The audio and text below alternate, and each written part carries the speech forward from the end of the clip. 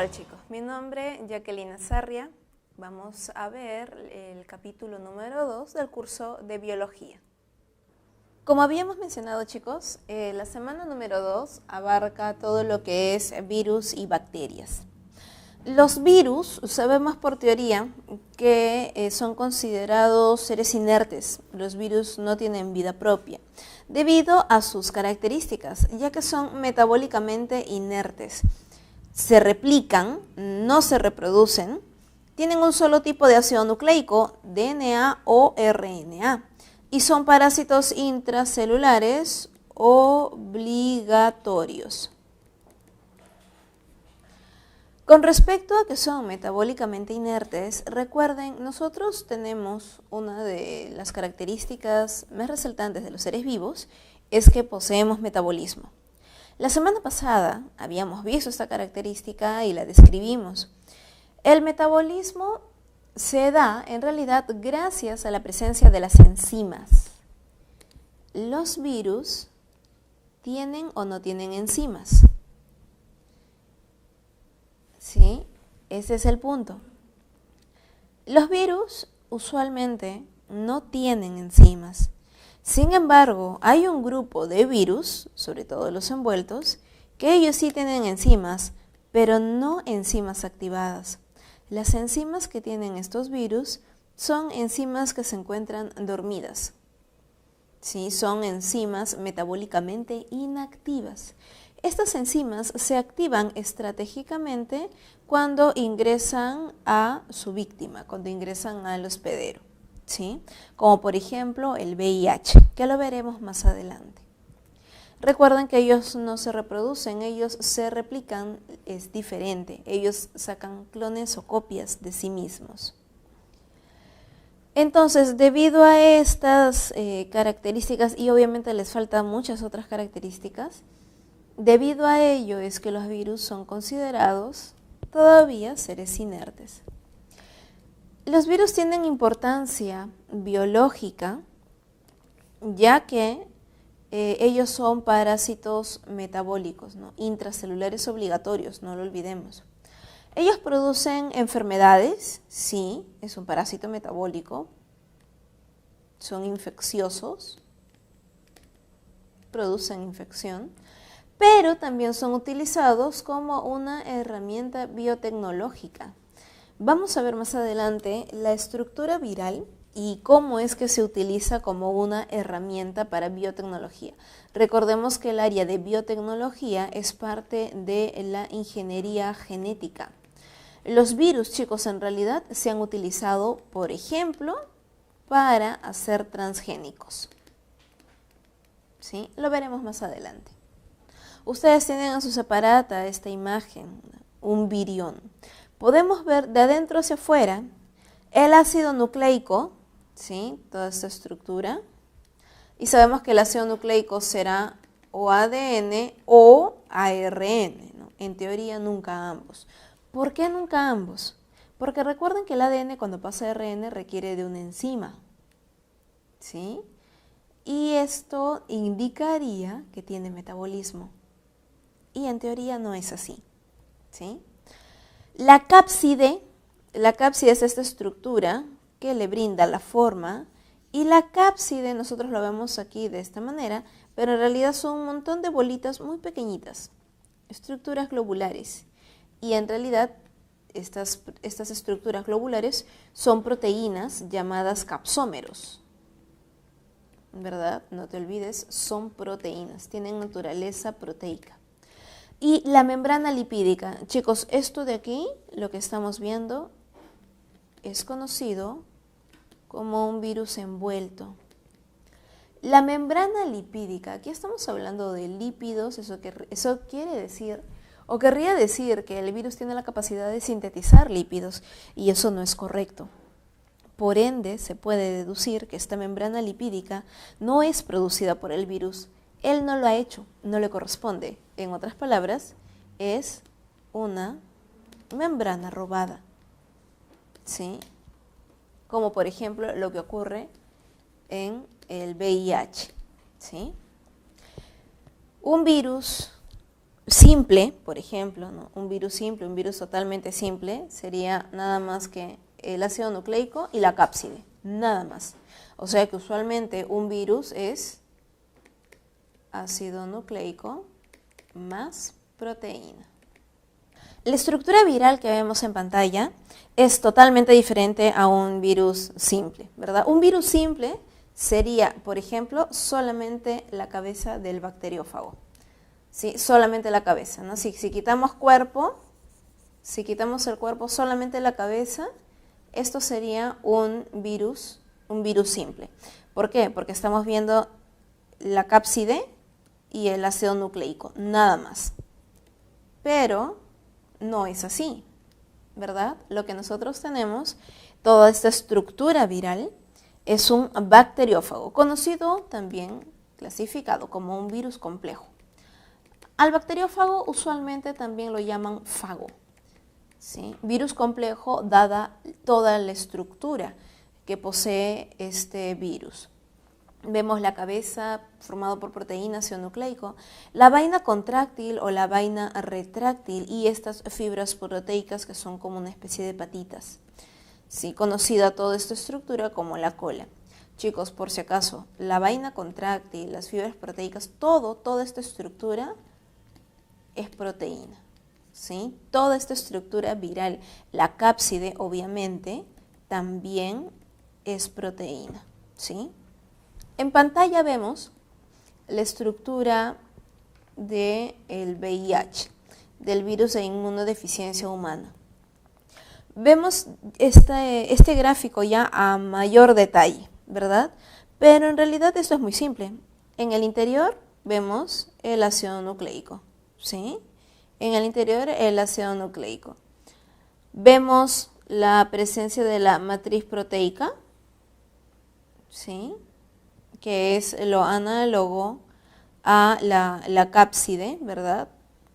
Esta es su cápside directa, esta es la matriz proteica que tiene adicional, y esta bicapa lipídica que vemos hacia el exterior es la que el virus le roba al linfocito T4, no se olviden de eso.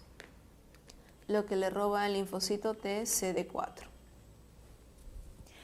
Los cuales obviamente tienen los receptores, los importantísimos receptores, ¿no? GP120, GP121. No se olviden que GP significa glucoproteína. A nivel de membrana, las proteínas se pueden asociar con glúcidos, formando glucoproteínas. Se pueden asociar con lípidos, formando lipoproteínas. Vemos la presencia, ¿no?, de algunas enzimas, ¿sí? Algunas enzimas que se encuentran en el interior. No se olviden que estas enzimas se encuentran inactivas. Eso quiere decir que el virus no posee metabolismo. En pantalla vemos un cuadrito en donde nos muestran algunos virus RNA que existen en nuestro planeta. Por ejemplo, el virus de la hepatitis A, el que produce diarreas, la hepatitis C, rubiola, otro tipo de virus que produce diarreas y el VIH. Estos son los que poseen simetría icosaédrica. Los que poseen simetría helicoidal, por ejemplo, son papera, sarampión, la rabia, el resfriado común, el ébola, el virus de la gripe. Todos ellos, no se olviden que son virus de tipo RNA, poseen RNA en su interior. Los de tipo DNA, vemos por aquí los parvovirus, el virus del papiloma humano, muy conocido, muy famoso porque es el virus que produce cáncer, ¿sí?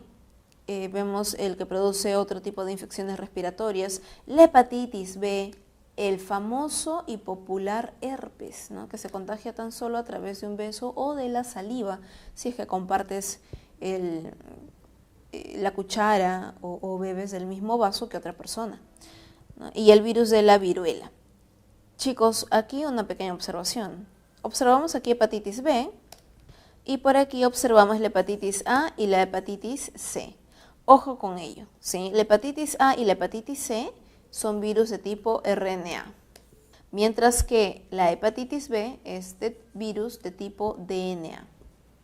En pantalla vemos el ciclo de replicación de un bacteriófago o simplemente de un fago.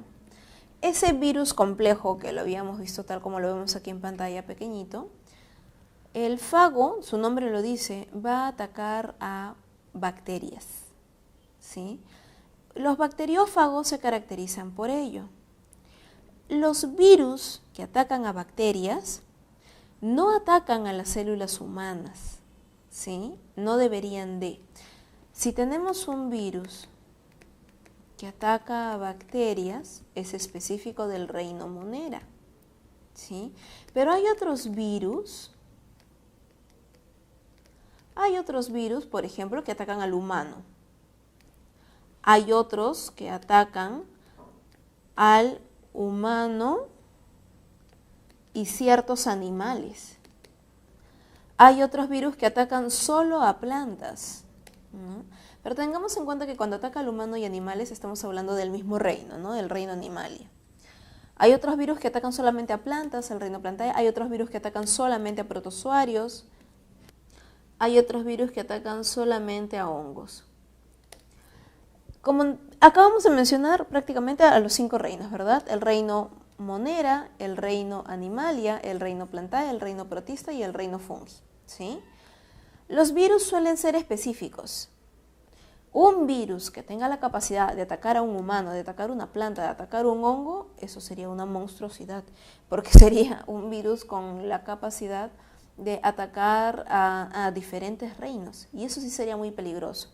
Nosotros podemos ver plantas enfermas, ¿no? Tengamos eso en mente, las plantas también se enferman, también son seres vivos.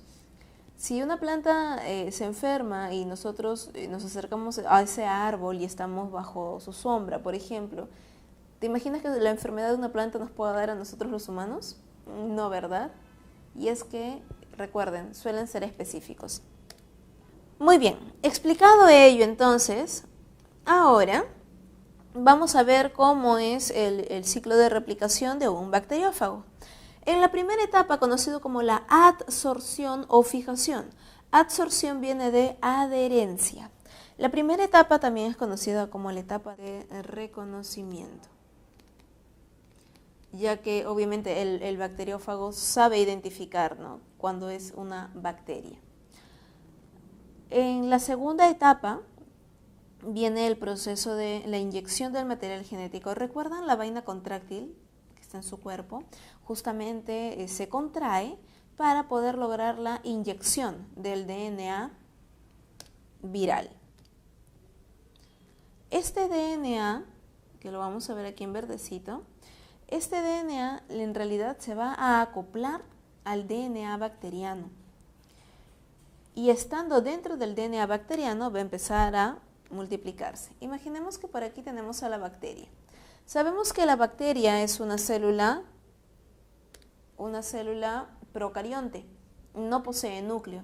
Su DNA está libre, está suelto en el citoplasma, ¿sí? Luego vamos a ver la estructura de la bacteria.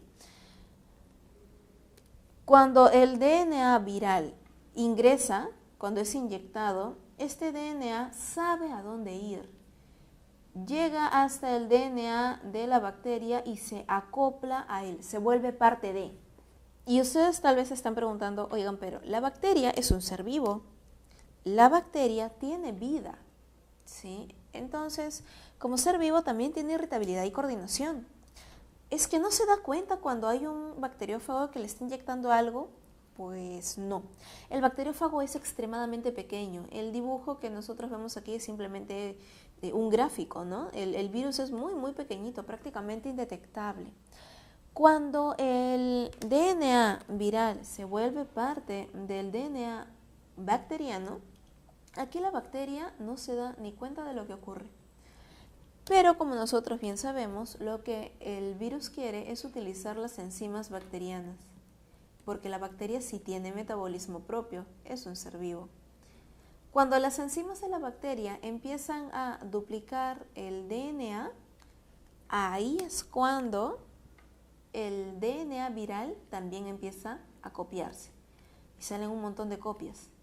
Y es más, este DNA viral tiene ya programado para atraer a las enzimas de la bacteria para que se empiecen a expresar sus propias proteínas.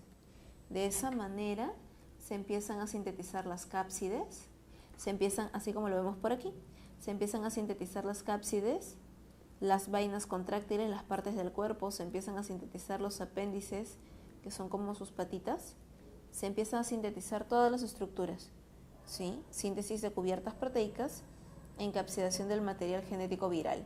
O sea, los DNAs ahora ingresan a las cápsides. Y luego viene la etapa de ensamblaje. Y una vez que el virus ya está totalmente ensamblado en el interior, simplemente se da la lisis y la liberación de las partículas virales. Y ahora estos bacteriófagos nuevamente van a atacar a otras bacterias, ¿sí? Llega un momento en que la bacteria obviamente se va a dar cuenta de lo que está ocurriendo. ¿Y cuál es ese momento? Este de aquí. Cuando el DNA viral empieza a expresarse a proteína viral. Cuando el DNA se transcribe y luego se traduce a proteína. En este momento, la bacteria detecta que hay proteínas que son foráneas, que son extrañas. Y la bacteria ahí recién se da cuenta que hay algo que la ha infectado. Y empieza a producir los famosos interferones. Los interferones también son proteínas, ¿sí? Son proteínas parte del sistema inmune de la bacteria. Los interferones, su nombre lo dice, buscan interferir con este proceso. Los interferones no van a lograr expulsar este DNA, no van a poder sacar al DNA viral que ya está dentro de la bacteria, pero lo que sí pueden evitar los interferones es que el virus se multiplique en su interior. Y si es que la bacteria gana por el momento y los interferones logran evitar que los virus se multipliquen y se expresen, ¿la bacteria ya se salvó? Pues no, realmente no. Porque en el momento en que la bacteria esté débil o esté moribunda o no tenga alimento y se debilite, en ese momento el virus aprovechará y se empezará a expresar nuevamente, ¿sí? Porque el virus ya está dentro. Recuerden, una vez que los virus ingresan a nuestro ADN, se vuelven parte de él. Ahora en pantalla vemos el ciclo replicativo del VIH, ¿sí? Vamos a ver el ciclo del virus de la inmunodeficiencia humana. Recordemos, chicos, que tener VIH no es lo mismo que el SIDA. La presencia del VIH nos hace VIH positivos. Ser VIH positivo quiere decir que tienes el virus dentro de tu cuerpo, pero que este no necesariamente se está expresando. Cuando el VIH se empieza a expresar y a multiplicar, luego de ello te da SIDA, el síndrome de inmunodeficiencia adquirida, en donde ya sabemos que el VIH va a destruir los linfocitos T CD4, ¿verdad? Que son parte de nuestro sistema inmune, es nuestra defensa. Entonces, chicos, hay personas que son VIH positivas, tienen el virus dentro, pero sin expresarse, ¿sí? Son VIH positivos. Pero una persona con SIDA es aquella que ya ha desarrollado la enfermedad. En pantalla vemos el ciclo replicativo del VIH, cómo es que el VIH va a llegar hasta el linfocito TCD4. Aquí vemos al linfocito T, ¿sí? Al helper, ¿no? El CD4, no te olvides que es el helper, el ayudador o cooperador. ¿Cómo es que este VIH llega hasta nuestra sangre? Por transfusión sanguínea, por un accidente automovilístico en donde hubo mezclas de sangre, por un tatuaje, por un piercing, por relaciones sexuales, diferentes maneras, ¿no?, de las que el VIH puede llegar a nuestra sangre. Cuando el VIH llega a nuestra sangre, sabemos que la sangre es un tejido líquido, tiene una gran cantidad de células y estas no van a ser todas específicas para VIH. El VIH, como sabemos, solamente está buscando a los helper. ¿Por qué? Porque tiene estos receptores, no te olvides, los GP41 y los 120. ¿sí? Ahora, una vez que estos receptores tienen contacto con el linfocito, no olvidemos que el linfocito también tiene receptores y estos receptores son los CD4, ¿sí? Al tener contacto con los receptores, el linfocito es engañado y por eso ves que aquí las membranas están fusionadas, ¿sí? La membrana está fusionada porque el linfocito reconoce esta membrana externa del virus, la reconoce y la interpreta como suya. Cuando eso ocurre, chicos, de inmediato vemos que la cápside se abre e ingresa el ARN del VIH y su enzima en él. Esta es la enzima transcriptasa inversa, también conocida como transcriptasa reversa o simplemente retrotranscriptasa. La primera etapa es la etapa de acoplamiento y fusión de la membrana. Luego de esto vemos que ingresa, ¿no?, y ocurre la transcripción inversa en nuestra segunda etapa. ¿Qué es lo que va a ocurrir aquí? Estas dos hebras de ARN, cuando se retrotranscriben, me van a formar un ADN de doble cadena. Y este ADN de doble cadena va a ingresar hasta el núcleo, como lo vemos aquí, ¿no?, el núcleo del linfocito CD4. Cuando llega al núcleo, señores, se da la tercera etapa, la etapa de integración, en donde el ADN vírico se vuelve parte de nuestro ADN. Hasta aquí, chicos, hasta la tercera etapa, tenemos a un portador. No se olviden, un VIH positivo, un portador, nada más. Pero cuando se da la cuarta etapa, que es la transcripción, y luego la quinta etapa, la traducción, y se empiezan a formar proteínas virales, y el virus el ARN del virus empieza también a multiplicarse y empiezan a formar los viriones en el interior. Ya, chicos, esto ya nos da la etapa de SIDA, la enfermedad. Como vemos, estas cápsides al momento de salir se van robando membrana, ¿sí? Y vemos en la etapa número 7 la salida de los viriones. Vemos que este virus está llevando nuevamente la membrana del linfocito. ¿Para qué? Para volver a engañar a otro helper. Y de esa manera, camuflándose, es que logran la fusión de las membranas y el VIH logra ingresar. Entonces, chicos, haciendo el resumen de la infección del VIH. Nosotros tenemos a un linfocito CD4, obviamente un eucarionte, vemos un núcleo. El linfocito TCD4, el helper, sabemos que se encarga de defendernos de la respuesta inmune inmediata, también colabora de diferentes maneras. Por algo se llama el helper, ¿verdad? Los helper, cuando encuentran una célula enferma o dañada, ellos producen citoquinas. Las citoquinas son un grupo de proteínas que ayudan a las células a enfermarse. Sabemos que los CD4 tienen sus hermanitos, que son los CD8. ¿Quiénes son los CD8? Los killers, los asesinos, ¿verdad? Los CD8 no producen citoquinas, producen perforinas, proteínas cuya función es perforar la membrana celular. Por eso se llaman asesinos. Los linfocitos CD8 rondan por nuestro cuerpo buscando células cancerosas, células enfermas, para matarlas. Ellos no corren riesgo. En cambio, los helper, ellos producen las citoquinas y las citoquinas ayudan a una célula enferma a recuperarse. Por eso es que se dice que cuando el VIH ingresa a un helper, definitivamente es para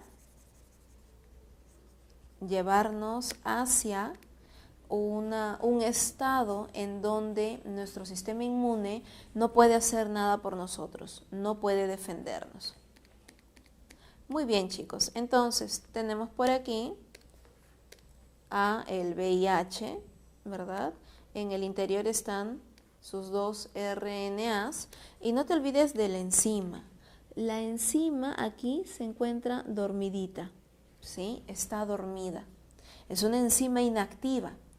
Pero cuando el VIH llega hasta el linfocito, recuerda, cuando tienen contacto los receptores membranales, el linfocito es engañado.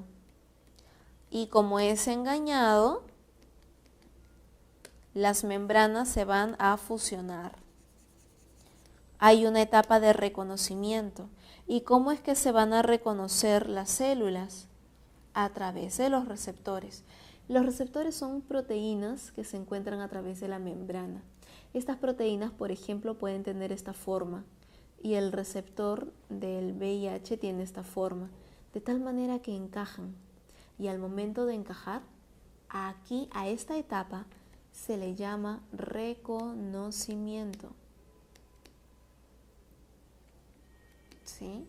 La etapa de reconocimiento. Entonces, al ocurrir esto, chicos,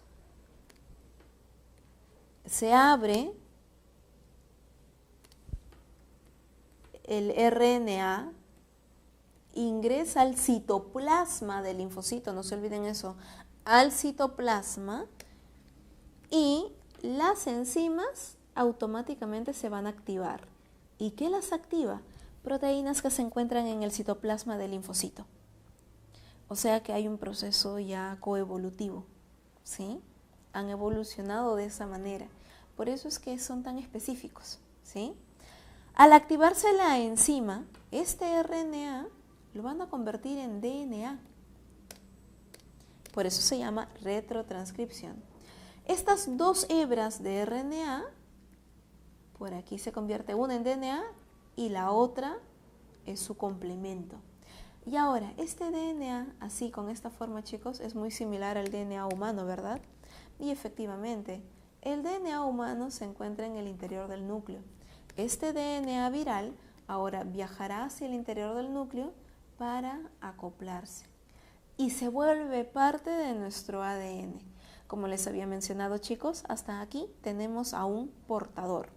Pero cuando este DNA empieza a expresarse y empieza a formar las cápsides, cuando empiece a formar las enzimas, cuando empiece a formar en su interior los RNAs, ahí ya estamos en una etapa de replicación. Lo que viene a continuación luego es la famosa salida, ¿verdad? Al momento de salir, el VIH sale a través de un proceso de gemación, en donde el virus lo que hace es, como ya les había mencionado, robar la membrana. Sale por proceso de gemación y ahora vamos a tener un nuevo virus listo para volver a atacar. Y obviamente, al momento de la gemación, esto está ocurriendo en nuestra sangre. Estos virus salen listos para atacar a otros linfocitos helper de nuestro torrente sanguíneo. Entonces, chicos, ya hemos visto cómo es un bacteriófago, cómo es el VIH, que son los principales virus, ¿sí? ¿Por qué son tan importantes los virus que atacan a las bacterias? Tal como lo volvemos a ver aquí en pantalla. Vemos un ciclo lítico y un ciclo lisogénico. ¿Por qué son tan importantes? Porque nosotros vivimos en simbiosis con bacterias. No olvidemos a nuestras queridas bacterias intestinales. Y los últimos avances en ciencia han encontrado que nuestras bacterias intestinales también se están haciendo resistentes y todo este proceso también por la presencia de bacteriófagos. Los virus que ingresan a nuestro cuerpo, algunos van directamente hacia nuestras bacterias intestinales y las empiezan a atacar, ¿sí? Además que las bacterias en realidad están en todos los ambientes, ¿eh? Tenemos bacterias en nuestra piel, en la boca, en el intestino, a nivel de tracto urinario, a nivel de mucosas, y no solamente en el cuerpo del humano, sino también de animales, en el aire, en el ambiente, en el agua, en la tierra, en los lagos, en ríos, en todos lados. ¿sí? Las bacterias están absolutamente en todos lados. Por ello es que son tan importantes. Entonces, muy bien, en el gráfico que ustedes tienen en pantalla, ¿sí? En esta imagen, les muestran el ciclo lítico. Primera etapa, el DNA del fago ingresa, ¿no? Se fija, inyecta el DNA, vemos el cromosoma bacteriano. Este DNA se hace circular e ingresa al ciclo lítico o al lisogénico. Si es que ingresa al lítico, el DNA, ¿no? y las proteínas nuevas se van a sintetizar y se ensamblan los viriones. Luego la célula se lisa y libera a los fagos. Se lisa por completo. Se muere por la liberación de los virus. En cambio, en el ciclo lisogénico, vamos a ver aquí que en ocasiones el profago puede ser separado del cromosoma bacteriano por otro evento recombinante e iniciar un ciclo lítico. O sea, de este ciclo que se encuentra aquí, puede pasar al otro, ¿sí? En el ciclo lisogénico, la diferencia es que la bacteria se empieza a multiplicar de manera natural. Y al hacer su proceso de reproducción, al empezar a multiplicarse, sin querer, dentro de ella ya se encuentra el DNA del virus. Por lo tanto, vamos a tener nuevas bacterias, pero que surgen ya infectadas, ¿sí? Esta es otra estrategia también del virus, en donde vamos a tener más bacterias infectadas. No la mata, o sea, no hace directamente un ciclo lítico, pero en muchas ocasiones del ciclo lisogénico puede pasar al ciclo lítico. O sea, esta bacteria tranquilamente luego puede pasar esta etapa y al final igual morir por lisis. Pasamos ahora, chicos, a las bacterias. Como nosotros sabemos, las bacterias pertenecen al reino Monera, son procariontes, son células. Por ello tenemos que mencionar a la teoría celular. La teoría celular nos menciona que la célula es la unidad fundamental de todo ser vivo. Los postulados de la teoría celular vienen desde épocas realmente antiguas, ¿sí? Realmente antiguas. Por ello es que tenemos los postulados de la teoría celular. Por Schleiden-Schwann en 1839, por Rudolf Virchow en 1859 y por August Weismann en 1880. En 1839, la teoría el postulado de Schleiden-Schwann, Matthias Schleiden y Theodor Schwann, ambos estuvieron de acuerdo en llegar a la conclusión, ¿no?, de que todos los seres vivos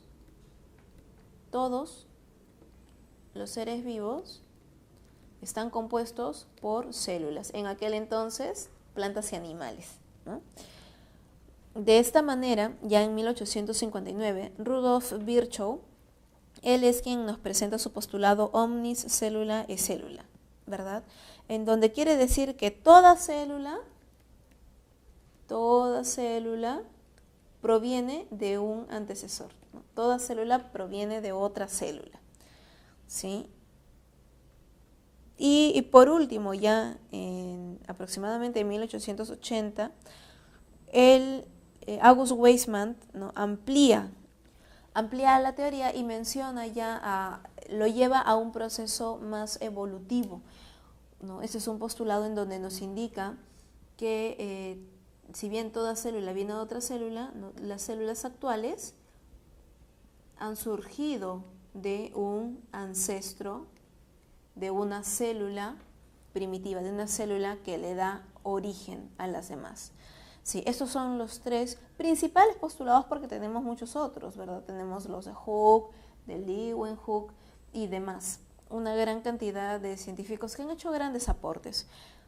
Pero los que directamente están relacionados ya con la teoría celular moderna, en donde la célula es la unidad fundamental de todo ser vivo, sabiendo ahora que los seres vivos son en total 5 reinos, ¿sí?, son estos tres postulados. La célula, como les había mencionado, chicos, al inicio, puede ser de dos tipos, puede ser procariota o puede ser eucariota. Las procariotas son las eubacterias o las arqueobacterias. Estas dos son parte del reino Monera, no nos olvidemos ello. ¿Quiénes son las células eucariotas? Vegetales, reino Plantae, animales, reino Animalia, fungi, el reino fungi o el reino hongo, y, aquí faltó alguien, hubo un pequeñito error por aquí. Aquí falta mencionar protozoarios, ¿sí? Que obviamente sería el reino protista. Como vemos, son 4 reinos de eucariontes, ¿no? Y un reino procarionte.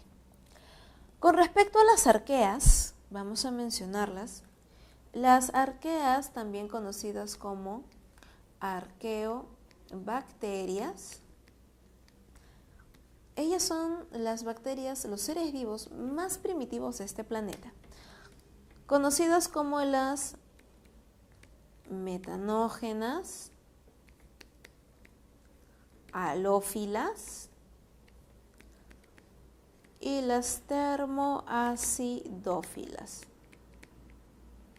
Las metanógenas, su nombre lo dice, son aquellas que viven en condiciones de metano. Como bien sabemos, el metano es un gas orgánico producto del desecho de la descomposición, ¿no?, de materia orgánica. Por ejemplo, esto es cuando pasamos por algún acúmulo de restos orgánicos, conocido a través de un basurero, y sentimos un olor putrefacto, ¿no? Eso es el metano. El propano, ya para que tengan una idea un poquito más clara, el propano es el gas que sale de la cocina, ese olor tóxico medio nauseabundo. El propano, ¿no?, es un gas que va a generar combustión con el fuego, ¿verdad? El metano, ¿no?, de igual manera, pero es tóxico. Si nosotros dejamos la cocina abierta, la válvula abierta, dejando que salga el gas, y nosotros nos quedamos ahí en la habitación, nos vamos a desmayar, vamos a intoxicarnos. El metano de igual manera es un gas tóxico. Sin embargo, hay seres vivos que viven en esas condiciones, ¿no?, las metanógenas. Las halófilas son aquellas bacterias que viven en ambientes con alta concentración de sal. Por ejemplo, y no estamos hablando exactamente del mar, porque el mar no es que tenga una gran concentración de sal. Hay ambientes que tienen muchísima mayor concentración, como obviamente las salitreras, ¿verdad?, los grandes depósitos de sal que hay en nuestro planeta. Las termoacidófilas son bacterias que viven en condiciones de alta temperatura y mucha acidez, conocida como un pequeño grupo también de las bacterias volcánicas, ¿no? Como ustedes se pueden dar cuenta, chicos, las arqueobacterias son bacterias bastante particulares que viven en ambientes que solamente ellas pueden resistir. Continuando, vamos a ver ahora las diferentes características de una bacteria. Las células procariotas varían en su forma. Ahí tenemos una clasificación. Los cocos, ¿no?, que son redonditos, y tenemos ahí los diplococos, estreptococos, los estafilococos, toda una variedad que veremos más adelante. Vemos a los bacilos, que son alargados. Pero chicos, hay una forma intermedia, conocido como el cocobacilo, que no es ni redondito ni alargado, es así, ¿sí?, la forma de cocobacilo. Los espirilos, también conocidos como espiroquetas, que tienen justamente esta forma de tirabuzón, ¿sí? Los vibriones, que tienen forma de coma, ¿sí?, una forma muy muy variada. La estructura de una bacteria tiene componentes principales y componentes accesorios, ¿no? Componentes principales como por ejemplo peptidoglucano, ¿sí?, accesorios. En algunos casos vamos a encontrar algunos lípidos, esteroles y demás. Su reproducción la reproducción bacteriana es por fisión binaria. En este proceso de reproducción llamado fisión binaria, no olvidemos que es un proceso asexual, ¿sí? Es asexual. ¿Qué significa asexual? Que no intervienen gametos, ¿sí? El proceso de fisión binaria lo vamos a ver más adelante. Vamos a seguir con las generalidades. La nutrición. La nutrición de las bacterias puede variar, ¿no? De acuerdo a la fuente de carbono o a la fuente de energía. De acuerdo a la fuente de carbono puede ser, su fuente de carbono puede ser sustancias orgánicas, igual que nosotros, o inorgánicas, ¿no? Y por la fuente de energía, pues pueden ser aquellos que van a utilizar la energía solar o la energía química, ¿no? Energía solar, al igual que una planta, ¿no? O la energía química, igual que nosotros, ¿no? Utilizamos los alimentos como nuestra fuente energética, energía química. La clasificación pueden ser arqueas o eubacterias, ¿no? También, las eubacterias también conocidas como bacterias modernas. Pero chicos, hay algo muy importante que les debo de mencionar también aquí. Dentro del grupo de las eubacterias, hay un grupo de bacterias que se llaman extremófilas.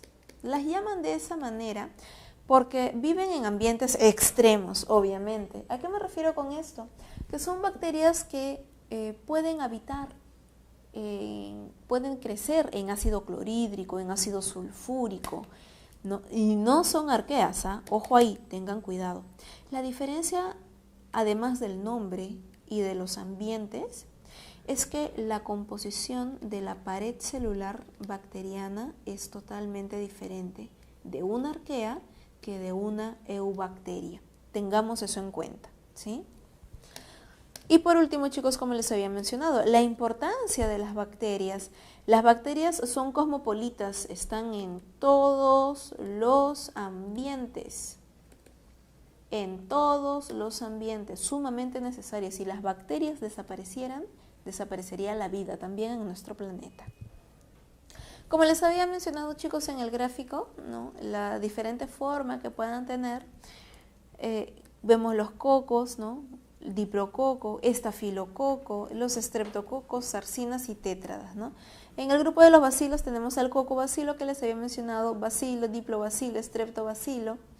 Otras formas como el vibrio y el espirilo, ¿no? Ahí vemos la imagen que ustedes tienen en la separata. Las bacterias también se clasifican por la cantidad de flagelos que tienen en su alrededor. Las bacterias, mencionan aquí bacterias bacilares y helicoidales según número y distribución de flagelos. Monótricas, obviamente. Trico, pelo, mono, uno, ¿no? Una monótrica que tiene un solo flagelo. Las lofótricas tienen un grupo de flagelos hacia un solo costado. Las anfítricas tienen flagelos en ambos extremos. Puede ser uno en cada extremo o un grupo de flagelos a cada extremo. Y las perítricas, ¿no? Peri viene de periferia, perítricas quiere decir a todo alrededor, ¿no? Las perítricas. En sus aparatos, chicos, les muestran esta imagen, ¿no? De todas las estructuras que tiene una bacteria en su interior. Vemos los mesosomas, que son los repliegues de la membrana, su ADN, ¿verdad? Los flagelos que pueda tener, los pilis o fimbrias, no se olviden, también se llaman pilis, la pared celular, la membrana interna, ¿no? Las inclusiones que puede tener, ¿no? Usualmente almacenamiento de glucógeno. Vamos a ver un gráfico un poquito más simplificado. Esta es la membrana de la célula, uno de los mesosomas que pueda tener. Ahí está. Esto es la membrana celular, su membrana interna. En su interior vamos a encontrar el ADN. El ADN bacteriano no siempre, ojo, no siempre es simple, circular y desnudo. Puede ser lineal, puede tener diferentes formas, ¿sí? Pero siempre desnudo. ¿Qué quiere decir desnudo? DNA desnudo. Esto quiere decir sin histonas, ¿Recuerdan lo que son las histonas? Son proteínas que se asocian al ADN eucarionte para formar la cromatina. ¿Sí? Es para formar una estructura más compleja. En cambio, la bacteria, por ser un procarionte, es un ser bastante simple. Por eso su DNA no tiene asociación con ninguna otra proteína. ¿Sí? Y usualmente, chicos, el ADN bacteriano se asocia en cercanía al mesosoma. ¿Sí? Este repliegue interno, no se olviden, es el mesosoma. Se dice evolutivamente que el mesosoma es el intento de formar un núcleo, ¿no? Pero ahí nomás quedó. ¿Y por qué quedó ahí nomás? Porque no necesita desarrollar un núcleo. Así como está la bacteria, funciona perfectamente bien. Chicos, a pesar de que las bacterias son los seres más simples del planeta, pregunta, ¿una bacteria nos puede matar? Definitivamente, ¿verdad? Ahí lo tienen. El ser vivo más simple del planeta puede matar al más complejo. Así que las bacterias no necesitan ser más complejas de lo que ya son. Estoy dibujando también el grupo de ribosomas, ¿no? Obviamente las bacterias tienen ribosomas. Algunas bacterias que suelen ser fotosintetizadoras, algunas bacterias tienen enzimas, pigmentos, ¿no? Para la fotosíntesis. Estos pigmentos le permitirán realizar el proceso autotrófico, mientras que estas otras enzimas, este grupo de aquí por ejemplo, son para respirar. Y es todo. En la bacteria no vamos a encontrar aparato de Golgi, no vamos a encontrar retículos, no vamos a encontrar organelas membranosas, ni estructuras más complejas. ¿Tendrá mitocondrias? No. ¿Por qué? Porque el tamaño de una bacteria es el tamaño de una mitocondria. Nosotros por aquí vamos a dibujar una célula eucariota. Obviamente te vas a dar cuenta que es una eucariota porque la estoy dibujando con núcleo, ¿sí? Vemos la célula eucariota y en su interior una célula eucariota tiene una mitocondria, ¿verdad? Tiene mitocondrias, ya chicos. La mitocondria es del tamaño de una bacteria, ¿sí? O sea, a escala serían aproximadamente de esos tamaños. Así que vemos cuánta es la diferencia, ¿no? Del tamaño de un eucarionte frente a un procarionte. Otra estructura que posee la bacteria, no olvidemos, la pared celular. Algunos tienen una cápsula encima incluso, ¿no? Una cápsula de mucílago. Esto les ayuda para el tema de la adherencia. Pero chicos, no solamente ello. Aquí estamos dibujando los pilis o fimbrias. Los famosos pilis o fimbrias. El pili o fimbria, su función es la adherencia. Pero de estos pilis, recuerden que hay un pili en particular, un pili más grande que los demás, mal llamado el pili sexual porque no tiene nada que ver con reproducción, pero se llama el pili sexual. Más adelante veremos por qué.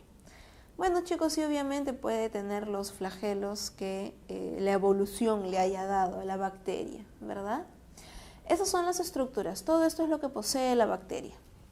En pantalla vemos ahora chicos justamente la membrana, la membrana y la pared, ¿no? Vamos a ver que las bacterias pueden ser clasificadas de diferentes maneras, pero una de las formas más eficientes, más útiles que se ha encontrado es la famosa coloración Gram, ¿no? Que puede ser Gram positivo o puede ser Gram negativo. Chicos, ¿qué significa Gram? Nada. Gram es un apellido, ¿sí? Del científico alemán Gerald Gram, que no se le ocurrió mejor idea que ponerle su apellido a la tinción que él había inventado, ¿sí? Las Gram positivas se caracterizan, chicos, porque estas se tiñen de morado, mientras que las Gram negativas se tiñen de rosado o fucsia, ¿sí? Y esta coloración, ¿qué evidencia? Los colorantes que se utilizan son colorantes naturales, los cuales, por ejemplo, si se tiñe de color morado, Esto significa que la bacteria en su membrana tiene más proteínas y poquitito lípido. Mientras que si se tiñe de rosado, esto significa que tiene gran cantidad de lípidos y poquitita proteína. ¿Sí? ¿Y esto para qué me sirve?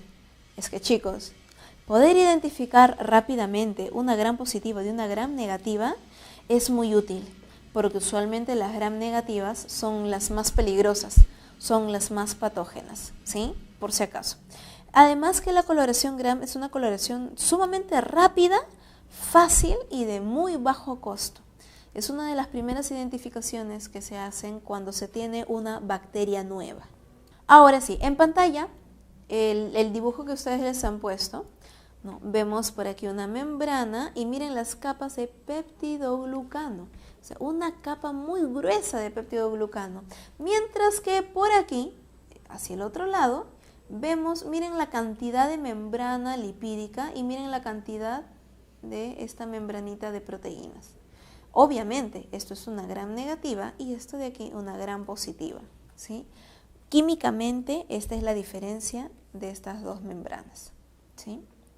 Ahora, la clasificación, de acuerdo a su nutrición por fuente de energía y fuente de carbono que habíamos visto, las que son heterótrofas, quimioorganotrófas, su fuente de energía son los compuestos químicos, su fuente de carbono, los compuestos orgánicos, o sea, alimento, igual que nosotros. Las quimiolitótrofas, ellas son autótrofas, su fuente de energía son compuestos químicos, pero son compuestos inorgánicos, como el CO2, por ejemplo. Las fotoorganotrófas, su fuente de energía es el sol, la energía radiante, igual que las quimiolitótrofas, solo que la fuente de carbono de las primeras, de las fotoorganotrófas, son compuestos orgánicos, alimento. En cambio, las fotolitotróficas utilizan también la energía radiante, pero ellas degradan compuestos inorgánicos, como una planta. Chicos, ahora sí, en pantalla lo que estamos viendo es el proceso de fisión binaria, conocido también como el proceso de bipartición. El tipo de reproducción asexual es el único tipo de reproducción que poseen las bacterias, ¿sí? No hay otro tipo de reproducción en ellas. Vemos aquí la pared, la membrana, el mesosoma. Lo primero que ocurre es que el ADN, como lo vemos aquí, se duplica. Luego vemos que se duplican los mesosomas y los mesosomas, como ustedes pueden ver, como que arrastran, ¿no? Se anclan al ADN y lo separan, lo arrastran. La pared y la membrana forman un tabique. Esto de aquí se llama septo o tabique, que logra la división de la célula y ahora tenemos dos células hijas. Recuerden, pero ya no hay célula madre, o sea, esta se dividió en dos, ¿sí? Esto es el proceso de fisión binaria. No es una mitosis, no confundirlo con mitosis, por favor. La mitosis ocurre solo en células eucariontes, es un proceso totalmente diferente. Ahora, chicos, lo que vemos en pantalla es justamente lo que les había mencionado del pili sexual. Este es el proceso conocido como la conjugación. En la conjugación, las bacterias estiran el pili sexual, lo fusionan para pasarse material genético. ¿Qué material genético? El famoso plásmido. ¿Qué es lo que va a ocurrir aquí, chicos? Bueno, primero, tenemos a nuestra bacteria, ¿verdad? Con su ADN, mesosoma, todo. Pero hay una estructura adicional que no habíamos mencionado. Una pequeña secuencia de ADN conocido como el plásmido. El plásmido, señores, tiene genes estratégicos. Genes para rejuvenecimiento celular, para impulsar el metabolismo. Son genes muy, muy importantes. Son genes estratégicos. Si por aquí tenemos una bacteria que está muriendo, una bacteria envejecida, ¿sí? Como todo ser vivo, también va a llegar a morir. Imaginemos que esta bacteria envejecida se encuentra con una bacteria joven, ¿sí? La bacteria joven, sana, fuerte, se encuentra con la bacteria envejecida y le pregunta, oye, ¿qué te sucede? Ya estoy vieja, estoy muriendo. Pero yo te puedo ayudar. Pásame tu pili sexual. Estiran los pilis hasta que se fusionan. La bacteria joven, ¿qué va a hacer con su plásmido, chicos? ¿Se lo va a dar? No, ¿verdad? No es tonta. Como es una secuencia de ADN, lo puede duplicar. Entonces, una de las copias del plásmido se lo va a pasar por aquí. Al pasarlo, el plásmido se empieza a expresar. Y obviamente, al expresarse, nuevamente, la bacteria rejuvenece, ¿sí? Por ejemplo, es una de las tantas aplicaciones. Ahora, señores, a través de este plásmido, el temido plásmido, también se van a pasar genes de resistencia. Los famosos genes de resistencia a antibióticos. Por ejemplo, ¿no? Uno de los tantos genes que podrían pasarse entre ellas.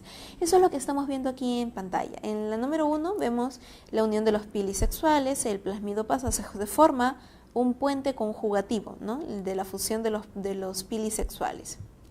En la etapa número 3 hay mencionan aquí transferencia, ¿no? Transferencia de plásmido de una bacteria a otra. Y por último, ¿no? La regeneración del ADN del plásmido. ¿Sí, chicos? Eso es lo que ocurre. Eso es el famoso proceso de conjugación. Chicos, recuerden que al inicio de la clase, en el primer cuadro habíamos visto que los virus son utilizados también para algo bueno, ¿verdad? Como herramientas biotecnológicas. ¿Cómo es que se puede utilizar esto? Si yo tengo un virus y en su interior hay ADN, siendo el virus solamente proteína y ADN, chicos, hay virus que se crean en laboratorio. Y el ADN que lleva en su interior es un ADN escogido. ¿Por qué?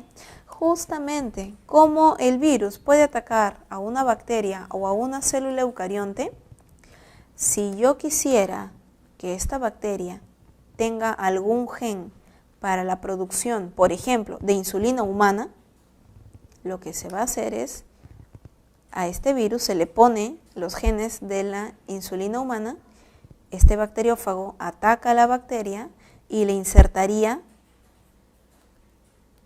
su genoma. De esta manera, ahora la bacteria, al expresar los genes virales, me produciría insulina. Esto es una bacteria transgénica. Y de esa manera es como se obtiene también la insulina que venden en las farmacias, ¿no? ¿De dónde sacan tanta insulina? Es justamente por una herramienta biotecnológica. Si yo tengo una célula eucarionte, por ejemplo, imaginemos que esta célula le pertenece a una planta. La planta tiene su ADN y esta planta, por ejemplo, como todas las plantas en general, las plantas son estacionales, ¿verdad?